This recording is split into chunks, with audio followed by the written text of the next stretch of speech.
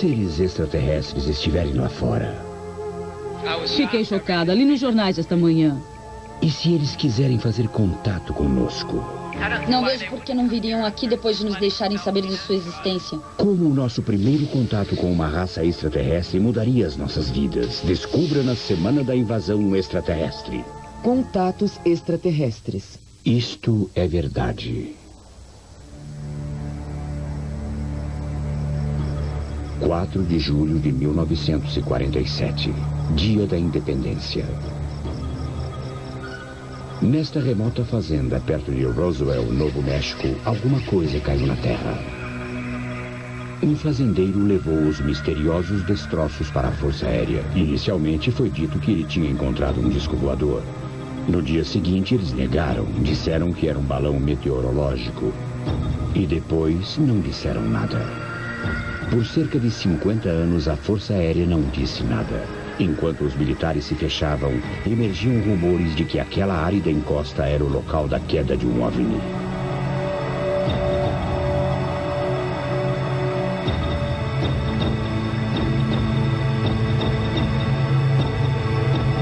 Finalmente, em julho de 1994, a Força Aérea ofereceu uma nova explicação. Eles afirmaram que os destroços eram os restos de um balão de vigilância altamente secreto, projetado para detectar testes de mísseis nucleares soviéticos, e o chamaram de Projeto Mongol. Mas suponha que essa não fosse toda a verdade. E se uma inteligência extraterrestre estivesse tentando nos contatar? E se no dia 4 de julho de 1947, o que foi detectado pelo balão de vigilância fosse um sinal do espaço sideral? E se isso provasse ser apenas o primeiro de uma série de contatos extraterrestres?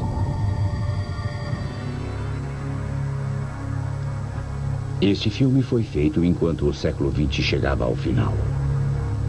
Enquanto o novo milênio se aproximava, olhamos para trás, para eventos que desvendaram um dos mistérios que tem assombrado o homem desde o início dos tempos.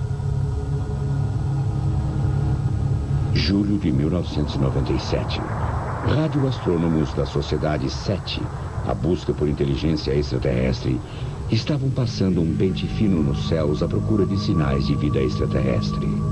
Armados com radiotelescópios, os cientistas do SETI varreram as vastas amplidões do espaço, esperando detectar um sinal proposital de alguma espécie entre todo o ruído cósmico. Professora Jane Lascelles, cientista. Um radiotelescópio basicamente funciona como uma antena enorme. E ele fica varrendo a galáxia à procura de ondas de rádio. E essas ondas de rádio são causadas por uma quantidade enorme de fenômenos naturais. Mas a busca por inteligência extraterrestre se concentra nos sinais de rádio que não estão ocorrendo naturalmente, que estão, obviamente, propositadamente sendo transmitidos, e isso só poderia significar formas de vida inteligentes em outro planeta. Extraterrestre, se você quiser. No dia 23 de julho, os astrônomos do SETI estavam começando uma nova pesquisa no espaço, baseados no Observatório Green Bank, em West Virginia. O engenheiro Don Merrick estava trabalhando no telescópio nas primeiras horas da manhã. Eu me lembro que era muito tarde, eram umas 3 da manhã. Tínhamos acabado de reposicionar o telescópio. E eu peguei um pico no meio do ruído, um sinal vindo através da minha estação. Não, isso não é tão incomum. Isso acontece com bastante frequência. O procedimento padrão é confirmar com outro telescópio. Merrick contatou seus colegas astrônomos em Massachusetts. Agora, 2 equipes de cientistas estão sintonizadas na mesma frequência. E cerca de meia hora depois, eu recebi um e-mail que dizia algo do tipo: que diabo é aquilo? E foi aí que eu soube que tínhamos alguma coisa notável. Eles sabiam que o novo sinal tinha de ser levado a sério e iniciaram os testes padrão para se assegurarem de que era genuíno.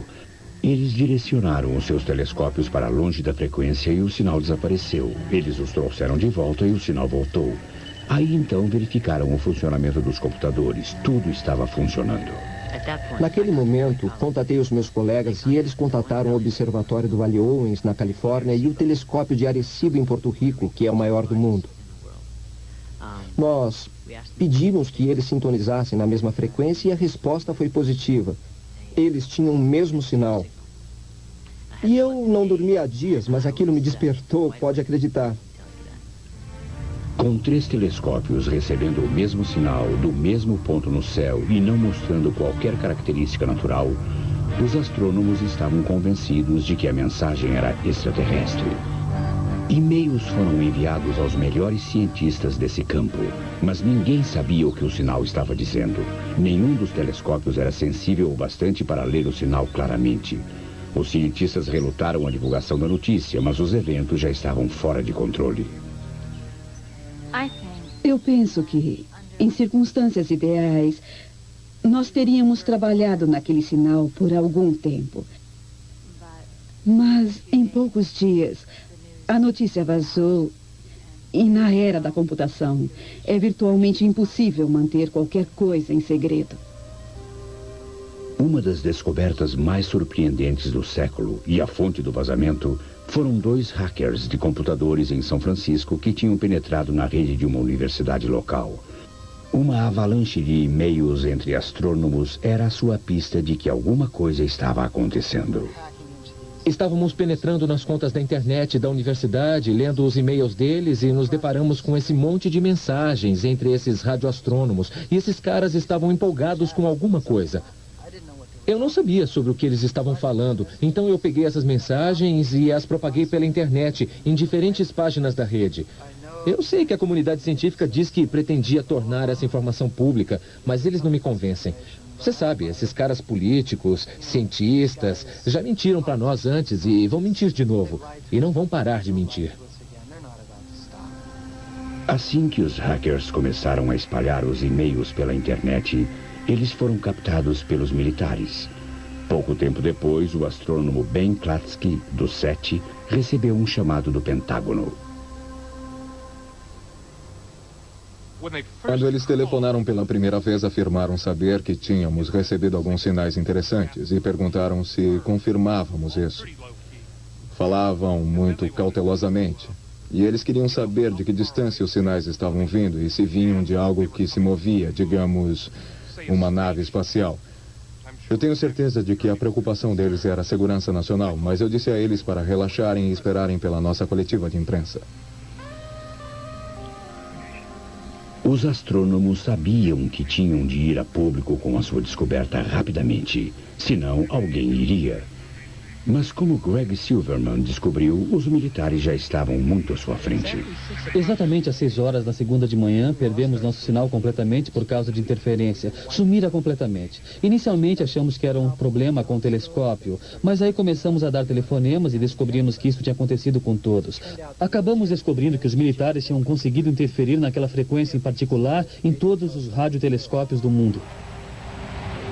No dia 5 de agosto de 1997, com os militares norte-americanos em estado de alerta máximo, coube a professora Jeanne Lascelles informar o mundo sobre sua histórica descoberta. Acho que naquele dia todos ficamos com uma impressão muito estranha. Você sabe, a cada 2 grandes revoluções do conhecimento humano, apenas uma é disseminada gradualmente na sociedade. Mas aí estávamos nós, na era das comunicações instantâneas, saindo e dizendo para o mundo: "Ei, pessoal, temos uma novidade que muda tudo." No dia 23 de julho de 1997, às 15h30, astrônomos da SETI, trabalhando no Observatório Green Bank, em West Virginia, identificaram um sinal de rádio que acreditaram ser originário de uma tecnologia extraterrestre. Foi um alvoroço instantâneo. Lascelles lutou para continuar.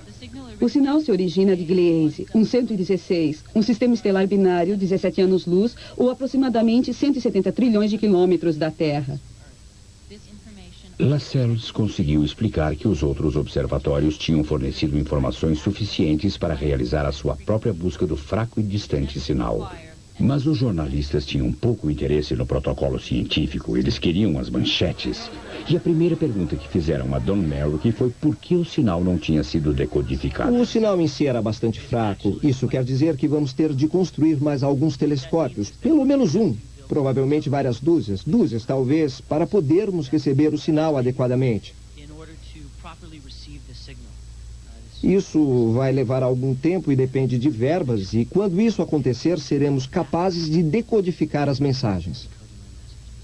E então vieram os primeiros sinais de pânico. Dr. Merrick, como o senhor sabe que os extraterrestres não estão vindo para cá agora mesmo? Não existe perigo algum disso acontecer. Mesmo se navegarmos no sistema solar na nossa nave espacial a cerca de 57.900 km por hora, eles podem ser capazes de viajar mais rápido do que nós. Mesmo a velocidade da luz, eles levariam 17 anos. Então você tem um sinal que não pode receber adequadamente, não pode decodificar. Espera mesmo que o público acredite em você?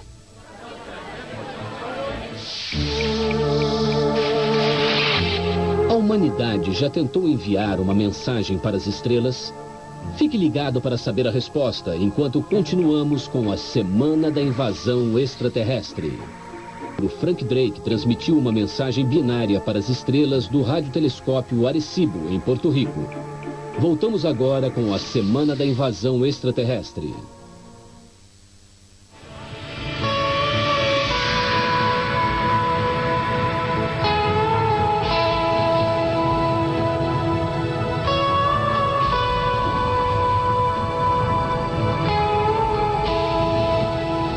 Durante a coletiva, telescópios de todo tipo em todo o mundo estavam se voltando para o mesmo ponto no céu.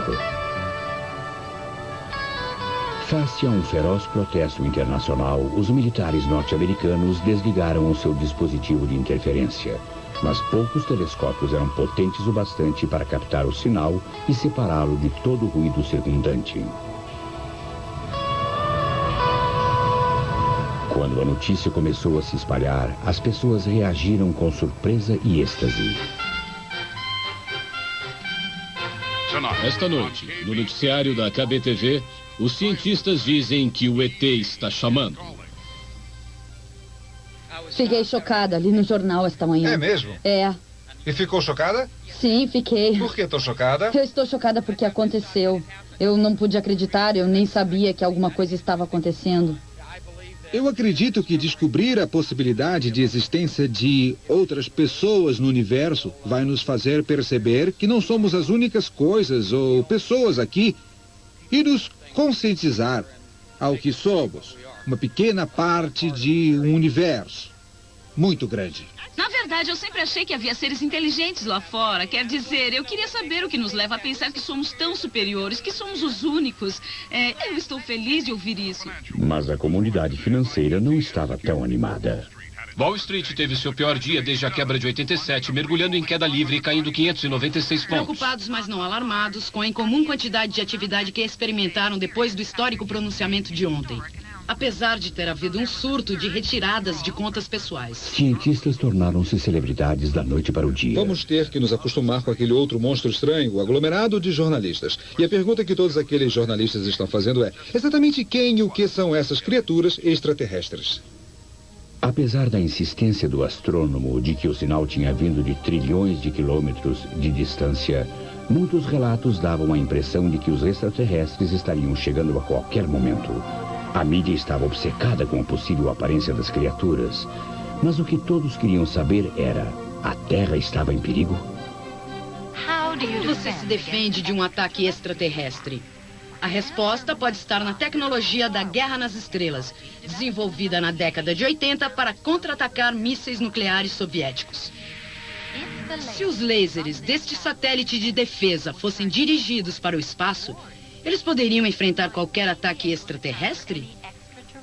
Nos dias que se seguiram, havia evidências crescentes de confusão e mal-entendidos entre o público e a imprensa. Houve uma avalanche de relatos de invasões de OVNIs e contatos com extraterrestres. Eu podia ver pequenas pernas nele, como pequenos casulos embaixo dele. Era uma coisa em forma de disco. Eu vi, eu sei o que vi e acredito no que vi. Muitos médicos e psicólogos hoje expressaram preocupação com os possíveis efeitos de desestabilização que a descoberta de extraterrestres pode ter sobre pessoas que eles consideram psicologicamente suscetíveis.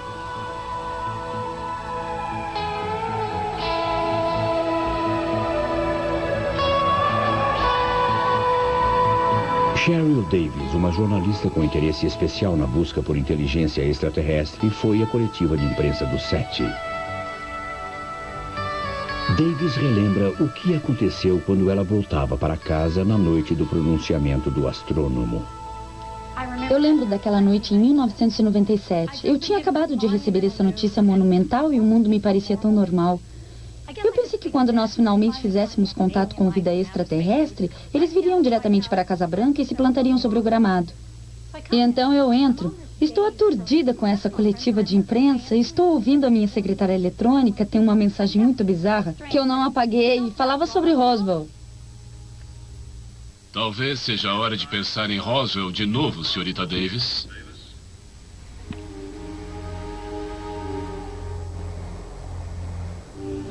Davis conhecia Roswell como uma cidade onde algumas pessoas afirmavam que um OVNI tinha caído em 1947.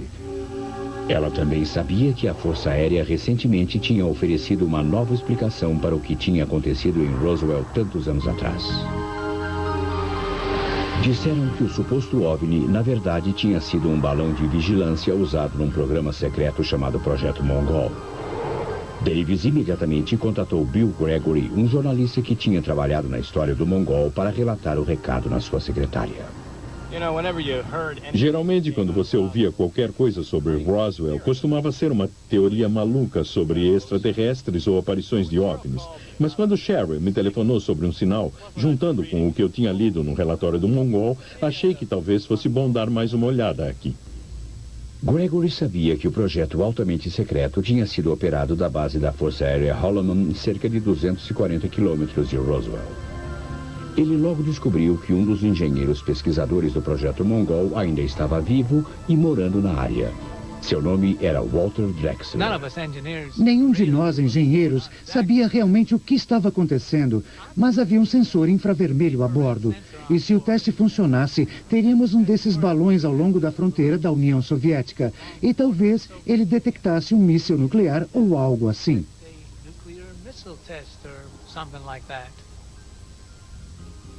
Segundo Drexler, o balão deve ter detectado alguma coisa que os militares queriam manter em segredo absoluto. Eu ouvi dizer que o balão tinha caído e calculei que ele deve ter captado alguma coisa antes de cair, porque a base ficou em estado de alerta durante várias semanas. E o pessoal estava dizendo que ele tinha captado uma coisa de lá de cima. A extraordinária revelação de Drexler de que um sinal tinha sido recebido do espaço sideral lançou o incidente de Roswell sob uma luz totalmente nova. Sempre se tinha falado sobre OVNIs caídos, mas cada parte disso parecia inacreditável. Um balão espião da Guerra Fria detectando uma comunicação extraterrestre. A pergunta que Gregory agora precisava responder: havia alguma ligação entre o sinal de Roswell e o sinal recebido pelos astrônomos do SETI quase 50 anos depois?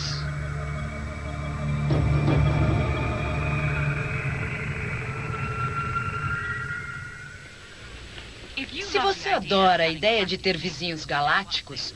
Apesar dos astrônomos do SETI não poderem localizar a fonte exata da comunicação extraterrestre de 97, eles presumiram que veio de um planeta que agora eles chamam de Eureka.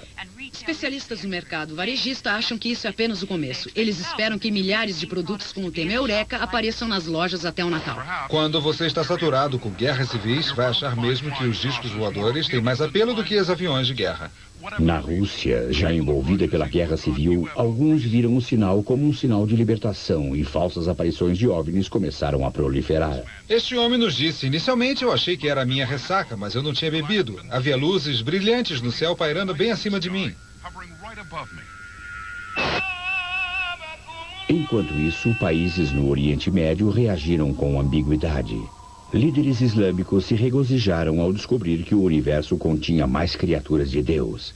Mas os governos hostis aos Estados Unidos descartaram os relatos de comunicações extraterrestres como sendo um truque, uma desculpa para os militares americanos lançarem armas de destruição em massa onde quisessem. Face aos crescentes protestos internacionais, a ONU convocou uma sessão de emergência. Na agenda estava como a Terra responder. A ONU deveria iniciar um programa espacial internacional? E os Estados Unidos estavam controlando o contato com os extraterrestres? 2 meses depois, eles ainda estavam discutindo. 3 meses depois do sinal ter sido descoberto, o público americano estava frustrado pela falta de progresso. Um congresso impaciente exigiu que os Estados Unidos liderassem essa nova corrida espacial. A pressão por ação unilateral não foi uma surpresa para a conselheira de política de pesquisas da NASA, Rosemary Gallo. Eu sempre acreditei que esse tipo de descoberta fosse gerar muito entusiasmo, tanto da parte do público quanto da comunidade científica. O que ela nos deu foi um foco concreto para todos os tipos de pesquisa espacial. A comunidade científica sentia que o sinal não deveria pertencer a ninguém. E enquanto precisavam desesperadamente de telescópios melhores, a maioria dos cientistas queria evitar a implicação política associada à origem do dinheiro, dos Estados Unidos, da ONU ou de onde fosse. Finalmente, em 13 de outubro de 97, o Congresso resolveu a questão com uma enorme realocação de fundos para pesquisas extraterrestres. O dinheiro veio de 3 fontes: da NASA, dos militares e da Fundação Nacional da Ciência. Conseguiram cerca de 20 bilhões de dólares por ano por 10 anos. O que ele cobria era a exploração espacial, tripulada e não tripulada, um novo programa de telescópio, sistemas de defesa e engenharia genética. Quantas estrelas existem no universo? Enquanto você calcula a sua resposta, vamos fazer um intervalo e voltamos já com mais Semana da Invasão Extraterrestre. Segundo os especialistas, existem mais estrelas no universo que grãos de areia em todas as praias do mundo. Agora continuamos com a Semana da Invasão Extraterrestre. Enquanto os cientistas nos Estados Unidos prosseguiam com suas pesquisas vigorosamente, as Nações Unidas ainda estavam confusas. Alguns delegados expressaram recear que os Estados Unidos estivessem se preparando para dominar uma nova ordem mundial. Eles invocaram um Tratado das Nações Unidas de 67, que afirmava que o espaço pertencia a todos. Em alguns países houve manifestações públicas violentas contra os Estados Unidos, condenando sua atitude unilateral em direção ao imperialismo espacial. Mas os oficiais do governo sabiam que os seus esforços em decodificar a mensagem extraterrestre seriam desperdiçados sem telescópios novos, que poderiam receber um sinal muito mais claro. Eles nos perguntaram do que precisávamos e nós dissemos 73 telescópios de 100 metros, todos agrupados, com uma área de alcance extraordinária. E nós conseguimos. Parecia Natal.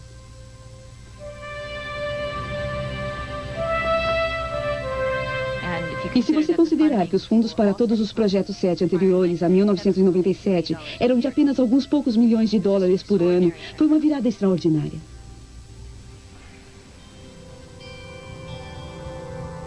Os Estados Unidos agora estavam gastando bilhões de dólares em novos telescópios que eram capazes de receber o sinal nos mínimos detalhes.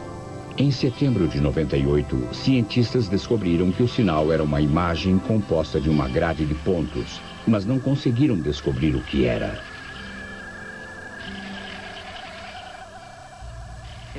Foi frustrante.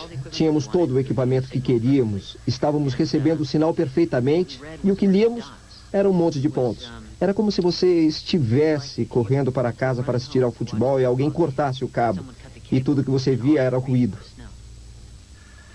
Mas havia outra coisa a respeito do sinal que preocupava os astrônomos. Algo que teriam preferido manter em sigilo. A frequência do sinal estava variando, mas não da maneira que normalmente associaríamos a um planeta girando sobre o seu eixo.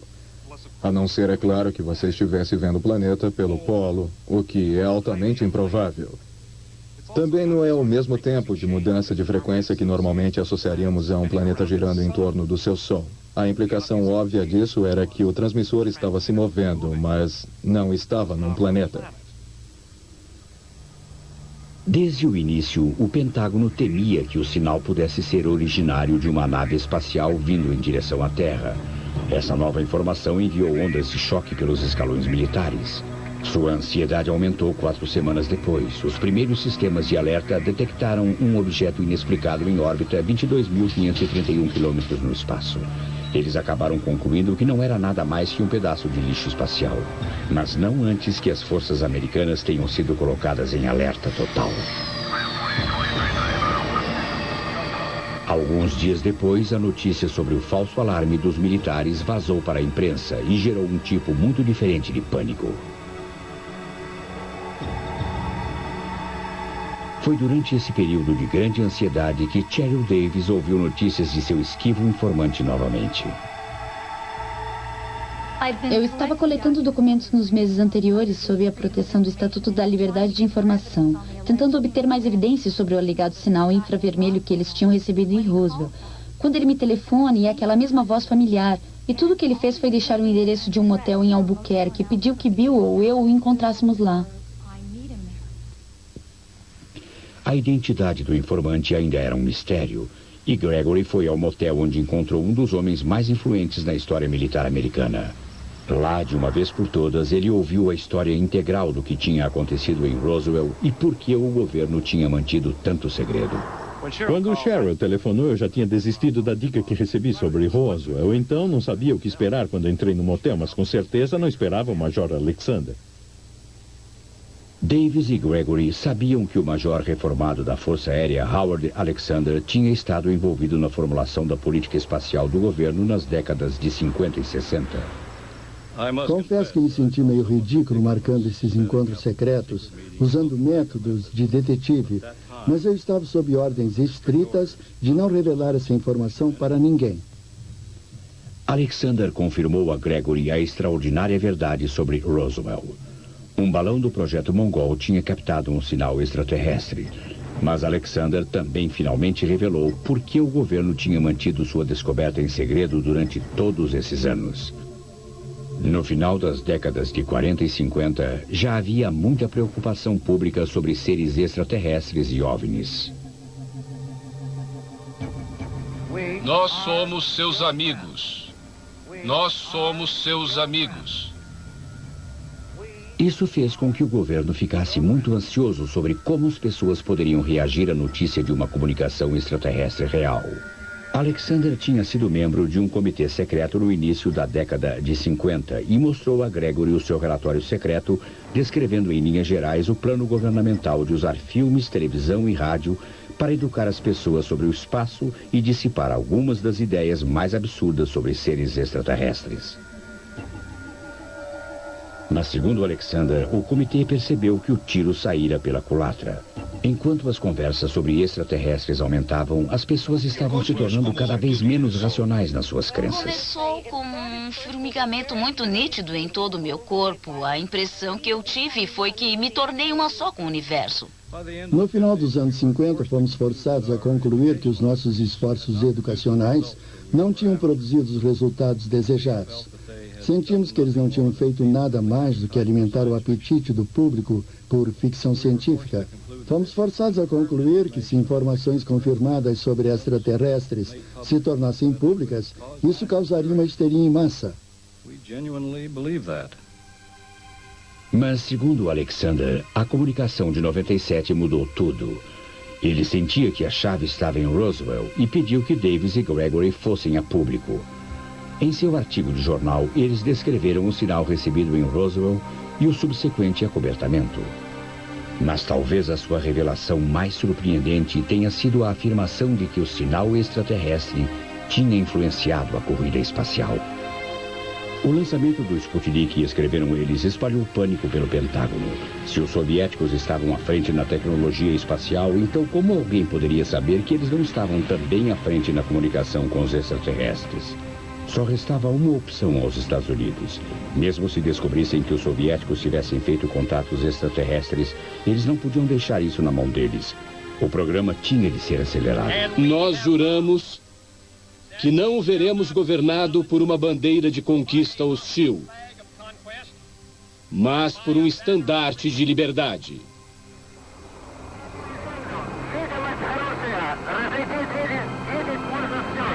De fato, os soviéticos não tinham captado o sinal extraterrestre. Mas os Estados Unidos não tinham como saber disso. Desde 1961, os Estados Unidos tinham corrido para pôr homens no espaço, nunca dizendo a eles que não estariam sozinhos.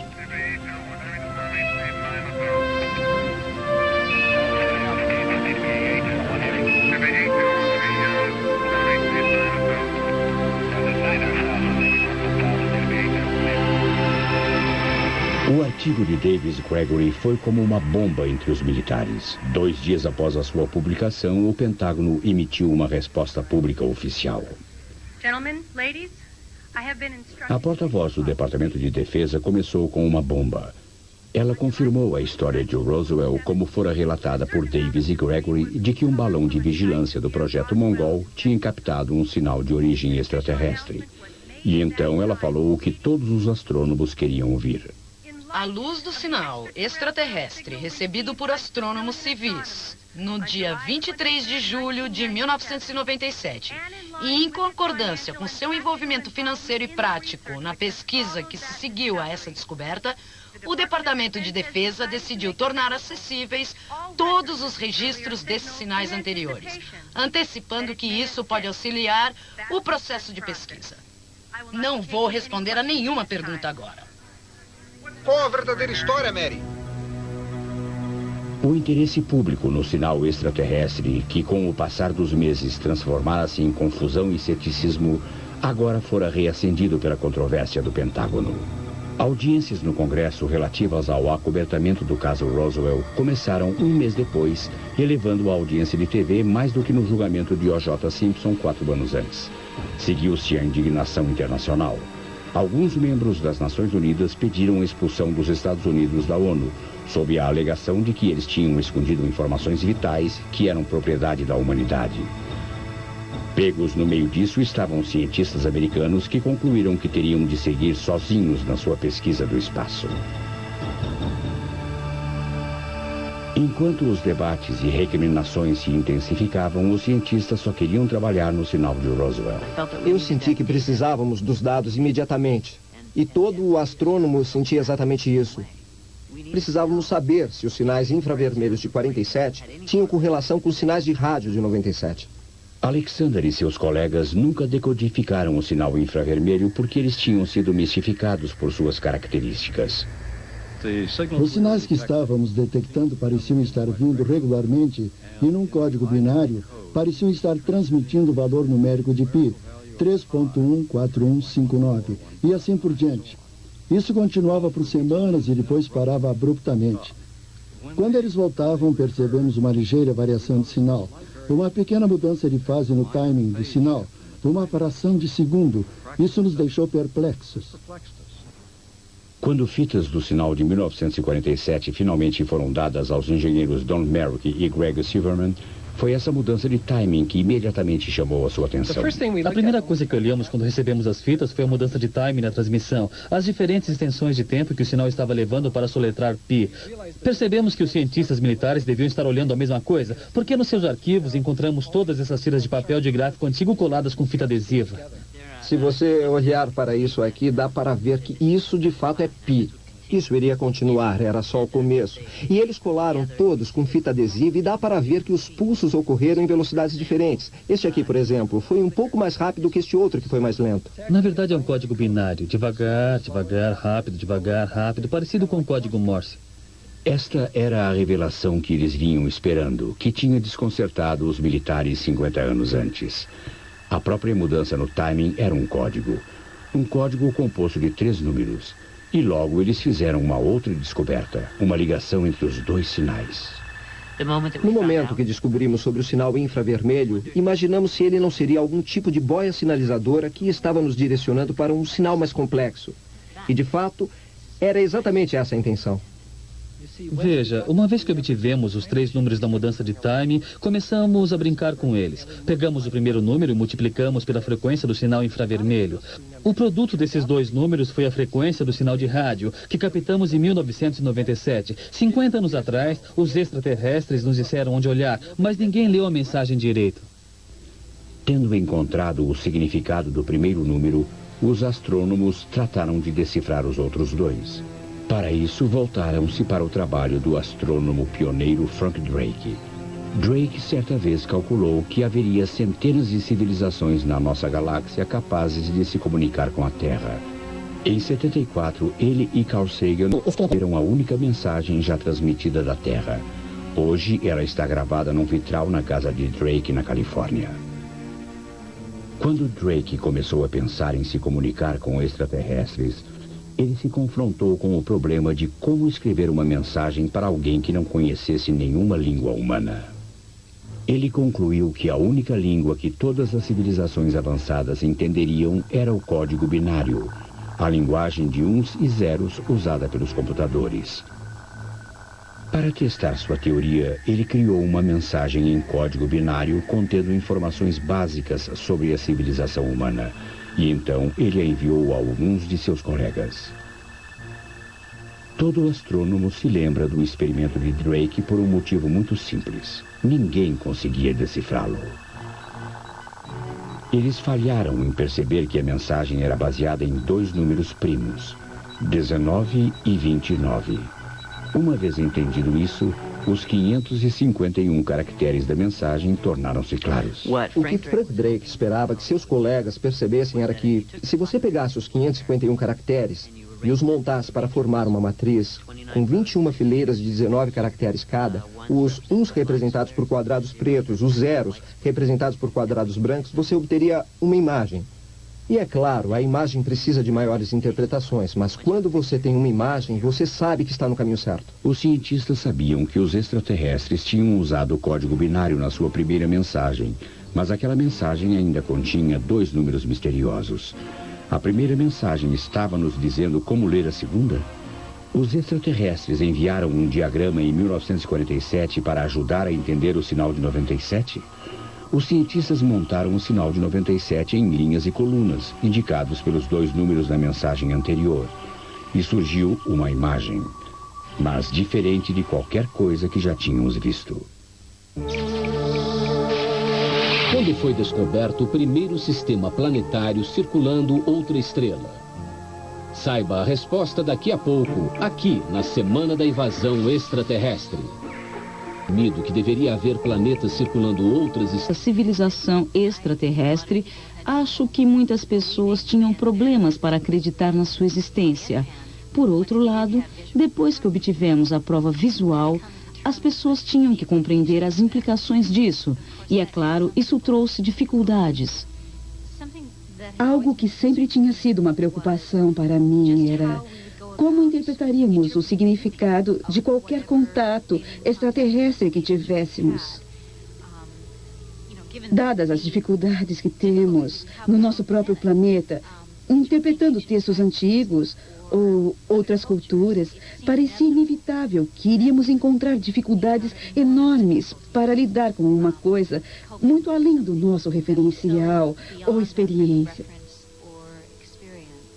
2 anos depois de sua significativa descoberta, os astrônomos finalmente revelam a face por trás do sinal do espaço.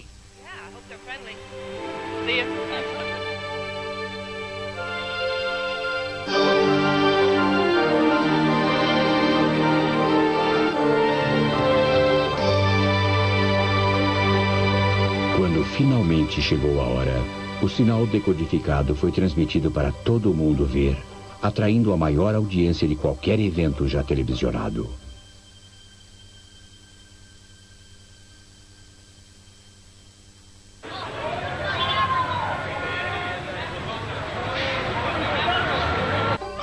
A imagem que os extraterrestres estavam enviando era deles mesmos, um autorretrato. Ainda assim, essa não era uma imagem de qualquer tipo de criatura, ou pelo menos não no sentido biológico da palavra. Mas o que os estranhos símbolos mostravam era a organização interna de uma máquina altamente complexa. Mas o que eu quero saber é quem fez os computadores e o que eles vão fazer conosco. E se eles não usarem mais computadores e forem avançados, mais avançados que nós? E assim eu imagino que precisamos nos apressar, precisamos acordar. É assustador, eu tenho filhos, eu tenho, sabe... Eles parecem ser muito mais inteligentes, muito mais imortais. Eu não vejo por que eles não viriam aqui depois de nos deixarem saber de sua existência. Isso me deixa insegura. O que mais? O que mais tem nessa mensagem? Hoje estamos a 2, talvez 3 gerações de um projeto de máquinas verdadeiramente inteligentes. Nada é mais lógico do que pensar que, se nós podemos fazer isso, outras civilizações lá fora já o fizeram. Talvez 1 milhão, talvez 1 bilhão de anos atrás. Porém, se você criar uma máquina verdadeiramente inteligente, uma das primeiras incumbências que você dará a essa máquina será projetar um sucessor mais inteligente que ela mesma, possibilitando um novo tipo de evolução. Uma evolução de máquina. E com uma força dessas estabelecida, é só uma questão de tempo antes dos bons carne e sangue começarem a aparecer anacrônicos. Enquanto os telescópios continuam a acompanhar o sinal, eles confirmaram que a sua fonte definitivamente estava se movendo. Ainda assim, a mais de 160 trilhões de quilômetros de distância. Em algum momento de sua evolução, essas máquinas devem ter abandonado os seus criadores biológicos para se tornarem exploradoras galácticas. Os cientistas estão mais do que seguros que, com tanta distância entre nós, não há nada a temer. Ainda assim, relatos de máquinas ladinas pilhando no espaço já estavam criando alarme. O que queriam?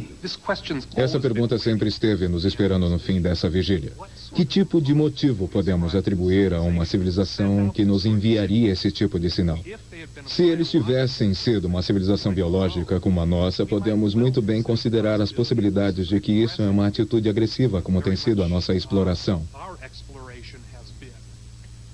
Mas, como sabemos que é uma inteligência de máquina, por mais que filosofemos ou racionalizemos, não podemos responder àquela pergunta sobre o que motiva essa civilização.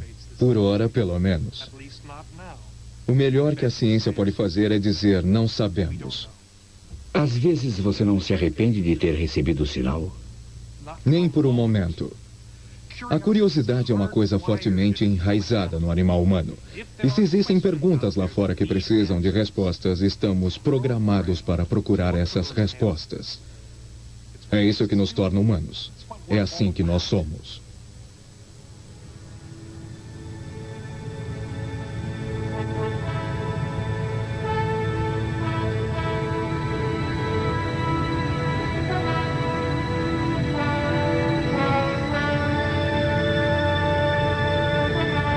A curiosidade mundial tinha sido liberada. E pela primeira vez, os astrônomos têm todos os recursos para ouvir o verdadeiro som das estrelas. Então, em 6 de julho de 99, eles escolheram mais uma recompensa. Descobrir um outro sinal novo em folha. Dias depois, surgiu outro. E depois mais. Na verdade, mais de 20 sinais diferentes quando este programa foi realizado. Quando finalmente começamos a realmente ouvir a galáxia, descobrimos que ela estava repleta de vida. Foi como se durante séculos tivéssemos estado dentro da nossa casinha com as portas e janelas fechadas. E agora, quando as abrimos, ouvimos o vozerio à nossa volta.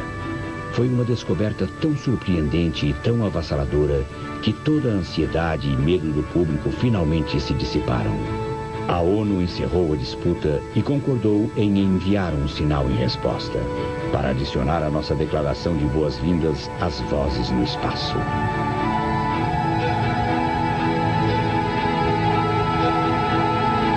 E é por esse motivo que estamos transmitindo a você este sinal, com um pedido de amizade, uma enciclopédia sobre o nosso planeta e, como explicação, este filme simples. O que você acabou de ver não aconteceu. Mas algo assim poderia acontecer? Isto é o que os especialistas da vida real acreditam. Durante décadas, os militares americanos têm vasculhado os céus à procura de sinais vindos da União Soviética e estavam interessados em detectar as explosões nucleares soviéticas. Em 47, eles podem muito bem ter vasculhado o céu usando o infravermelho para procurar pelo clarão de uma explosão nuclear. Eles podem ter detectado por acidente um sinal infravermelho de outra civilização, pois o infravermelho é capaz de transmitir informações através das distâncias entre as estrelas.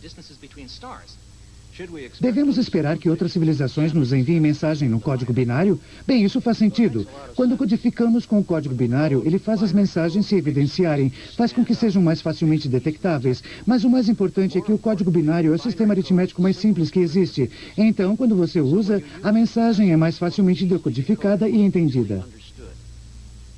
O que a civilização extraterrestre faria seria começar com um sinal de uma boia, que seria fácil de detectar. E uma maneira de fazer isso seria enviar um sinal simples, um símbolo, como o número π, que qualquer civilização no universo conheceria se fosse inteligente bastante para construir radiotransmissores e radioreceptores. Acho que a primeira coisa que irá acontecer será detectarmos esse tipo de boia. E depois, provavelmente, descobriremos que existe um outro sinal ali, mais sutil, mais difícil de detectar, mas que contém informações muito mais complexas. Se captarmos um sinal, se houver qualquer chance de que esse sinal esteja saindo não de uma criatura biológica, mas de uma inteligência de máquina, como retratado neste filme, eu acho que é uma probabilidade. Somos biológicos, então nossa tendência é presumir que eles também serão. Mas uma vez que você tenha desenvolvido inteligência de máquina, elas podem fazer melhorias em si mesmas rapidamente. Afinal, elas não estão presas à evolução darwiniana. E as máquinas podem viajar através do espaço, não é perigoso para elas. Elas podem se espalhar, elas podem usar os recursos que encontrarem em todo lugar. Elas podem carregar vastas quantidades de informação. Então, se encontrarmos um sinal, é claro que esse sinal virá de um transmissor, e isso é uma máquina. Mas acho que devemos estar preparados para a real possibilidade de que essa máquina esteja a serviço de outra máquina. Isto é verdade. Em seus primeiros 6 anos de pesquisas no SETI, a Sociedade Planetária recebeu dúzias de sinais que podem ter sido de origem extraterrestre. Através de análises do físico Paul Horowitz, excluiu-se a maioria deles. Ainda assim, até hoje, desde o início do